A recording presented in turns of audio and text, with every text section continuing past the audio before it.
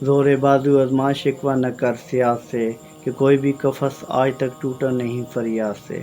چند روز قبل اسی اسلامی جمہوریہ پاکستان میں پی ایس ایل کے میچز کے دوران فلسطین کا جھنڈا لہرانے پر بھی پابندی تھی، لیکن آج اگر سٹنگ گورنمنٹ وزیر اطلاعات کی جانب سے اسرائیل کو نتن یاہو کو دہشت گرد قرار دیا گیا تو یہ بات خوش آئین ہے اور قابل داد و تحسین ہے۔ اسے اپریشیٹ کرنا چاہیے۔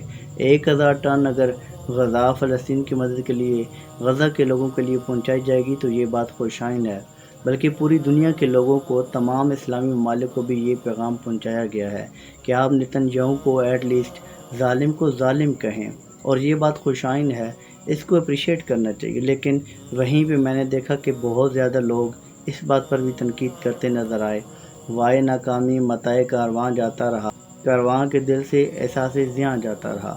مقامی افسوس یہ ہے کہ ہمیں اس قدر تقسیم کر دیا گیا ہے، صوبوں کی بنیاد پر، فرقہ واریت میں، لسانیت میں، اپنی اپنی پارٹیوں کی محبت میں، اور ہم نے نفرت کی پٹی اسی قدر آنکھوں پر باندھ لی ہے۔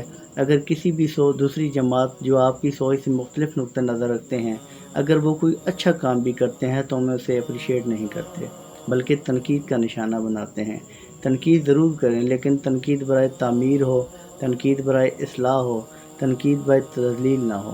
یعنی ہم اس قدر تقسیم ہو چکے ہیں کہ کوئی نیشنل ایشو بھی ہو، کوئی نیشنل کاز بھی ہو، کوئی امت مسلمہ کا اجتماعی مسئلہ کیوں نہ ہو، عافیہ صدیقی کی بات کیوں نہ ہو، فلسطین کی بات ہو، مہنگائی کی بات ہو، سفید پوش لوگوں کے بجلی کے بلوں کی بات ہو، پھر بھی لوگ کسی ایک کاز پر اکٹھے نہیں ہو سکتے۔ ہم یہ تفرقہ کیوں، یہ نفرت کیوں؟ پری پلاننگ سازش کے تحت ہمیں اس قدر تقسیم کیا گیا، وہ صرف اس لیے کہ ہم کسی بھی ایک نقطے پر کبھی بھی اکٹھے نہ ہو سکیں۔ ہمیں اس بات پہ خوش ہونا چاہیے کہ فلسطین کے حق میں آواز اٹھائی، اگر کسی نے بھی اٹھائی۔ آپ کا کسی بھی پارٹی سے کوئی بھی اختلاف ہو سکتا ہے، اپنی جگہ ہے، لیکن بات یہ ہے کہ کاز کیا ہے۔ اگر فلسطین کے حق کی بات ہی تو ظالم کے خلاف تو حکم ہے کہ بولو، بلکہ ہاتھ اٹھاؤ۔ اگر ہاتھ سے نہیں روک سکتے تو ایٹ لیسٹ بولو، بول نہیں سکتے تو پھر لکھو، اگر لکھ بھی نہیں سکتے تو ساتھ دو، اگر ساتھ بھی نہیں دے سکتے تو جو بول رہے ہیں، جو لکھ رہے ہیں، ایٹ لیسٹ ان کے ساتھ اظہار یکجہتی کرو۔ لیکن روز ازل سے ہوتا آیا ہے کہ منافقت حق کے ساتھ رہی ہے۔ حضرت ابوبکر صدیق رضی اللہ تعالیٰ عنہ نے غزوہ بدر کے لیے گھر کا سارا مال پیش کر دیا تھا کہ جسم کے کپڑے اتار کر پیش کر دیے، تو منافقین اس پر کہنے لگے کہ معاذ اللہ، یہ تو دکھاوا ہے۔ حضرت عقیل انصاری رضی اللہ تعالیٰ عنہ غزوہ تبوک کے لیے مسلمانوں کی امداد کی ضرورت پڑی تو حضرت عقیل انصاری ساری رات ایک یہودی کا کنواں چلایا، اس کے باغ کو پانی لگایا، 2 سا کھجور اجرت کے طور پر ملی۔ ایک سا میں 2175 گرام ہوتے ہیں، یعنی آج کے مطابق 4.5 کلو کھجور عوض اجرت ملی، اور آپ نے اس میں سے آدھی اپنے گھر، اپنی بیوی بچوں کو دی، اور آدھی لے کے حضور کی بارگاہ میں حاضر ہو گئے کہ حضور، یہ غزوہ تبوک کے لیے آپ کی خدمت میں پیش کرتا ہوں۔ تو منافقین کہنے لگے، بھلا اتنی سی کھجوروں کی اسلام کو کیا ضرورت؟ لیکن نبی اکرم صلی اللہ علیہ وآلہ وسلم نے 1 سا کھجوریں لے کر وہ جو تمام امداد ملبے کا ڈھیر تھا اس کے اوپر رکھ دی کہ یہ سب سے وزنی ہے۔ اسی سوچ کے حامل افراد آج بھی پائے جاتے ہیں جو جتنی مرضی پازیٹیو بات کر لیں پھر بھی اسے تنقید کا نشانہ بناتے ہیں۔ ادھر بستنم خانوں میں کہتے ہیں مسلمان گئے، ہے خوشی ان کو کہ کعبے کے نگہبان گئے، منزل دیر سے اونٹوں کے خودی خان گئے، اور اپنی بغلوں میں دبائے ہوئے قرآن گئے۔ اور ہم یہاں تفرقہ بازی میں صرف اس بات پہ بحث و مباحثہ کرتے نظر آتے ہیں کہ نماز میں ہاتھ کہاں باندھنے ہیں، جبکہ یہ وہ سوچ رہے ہیں کہ ان کے ہاتھ کاٹنے کہاں سے ہیں۔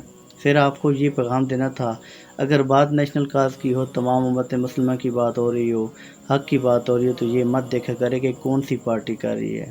اپنے لیڈران کی محبت سے، اپنی جو سیاسی پارٹیاں ہیں ان کی محبت سے، ساری محبتیں پر سے پشت ڈال کر کسی ایک کاز پر، وہ مہنگائی کی کاز ہو، وہ ختم نبوت کا معاملہ ہو، وہ کوئی اسلامی معاملہ ہو، وہ عافیہ صدیقی کا کیس ہو، سفید پوش لوگوں کی مہنگائی کا معاملہ ہو، کوئی بھی نیشنل کاز ہو، تو یار اپنے لیڈران کی محبت کو پس پشت ڈال کر ایک کاز پر اکٹھا ہو جایا کرو، تاکہ آپ کی آواز کا قد بلند ہو سکے۔ آپ کا جو بھی نظریہ ہے، آپ کا اسکول آف تھاٹ مختلف ہے، اس بات سے فرق نہیں پڑتا۔ یہ آپ کا فنڈامنٹل رائٹ ہے کہ آپ کسی بھی پارٹی کو چوز کریں، آپ کوئی بھی نقطہ نظر رکھتے ہیں، اس بات سے فرق نہیں پڑتا۔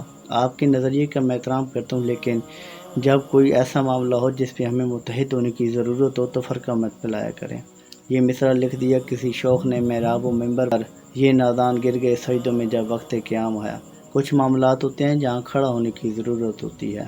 اقبال نے کہا کہ جلتا ہے شام و فلسطین پہ میرا دل، پر تدبیر سے کھلتا نہیں یہ اکتہ دشوار، یعنی یہاں واقع بدر حنین کی ضرورت ہے۔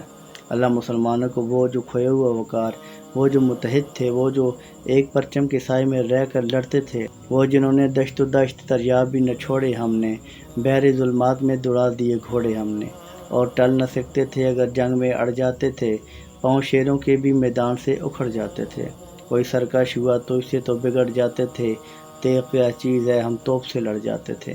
تو وہ جو جمعیت تھی، وہ جو اہمیت ہمارے اندر تھی، اللہ وہ کھوئے ہوئے وقار دوبارہ مسلمانوں کو عطا کر دے۔ گزارش یہی تھی کہ کوئی بھی حق کے لیے اٹھتا ہے تو اس کا ساتھ دیں، اسے اپریشیٹ کیا کریں۔ سلام پہنچے۔